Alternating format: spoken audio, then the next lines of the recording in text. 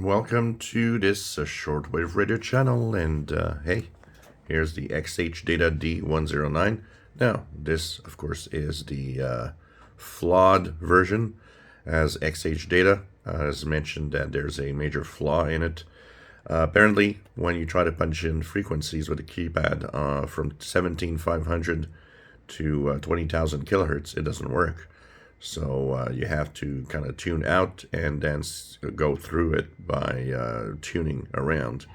But so they're fixing that, and of course they did say that they will send me a fixed version when it's ready.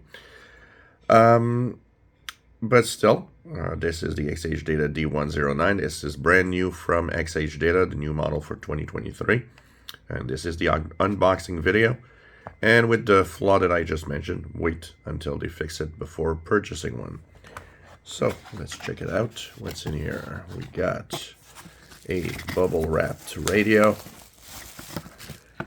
So let's check it out. You know, the first thing that I notice when I hold it is how heavy it is. I'm pretty surprised at the weight of this small radio. So I don't know if it has to do with maybe a big speaker for better sound, but definitely a radio that has a lot of weight for a small package. Nice little radio, as you see here. Let's take out this. I always take out the screen protection that they have here. So I'll try to remove this somehow. And here we go. And so this is a radio. We have, of course, the keypad, the button. Radio has a little tab here because it contains an XHDATA battery. And here we go.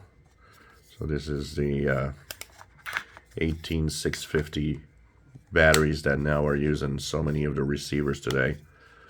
So this is pretty standard now, XHDATA. In the box we have a little charging cable, and that I won't use because it's a USB-C, and I won't use it because I have an external charger. And we have a little instruction manual here, very small, but explains the instructions and the radio itself. So that's pretty much what we have, not a lot. And of course I will be testing this and posting more videos about this today. The XHDATA D-109. So keypad, you see a lot of button here. Tuning knob, nice little tuning knob here. Nice finish to it, actually. Volume control, USB-C charging port. On the left side, you've got the earphone jack. External antenna, which is really nice.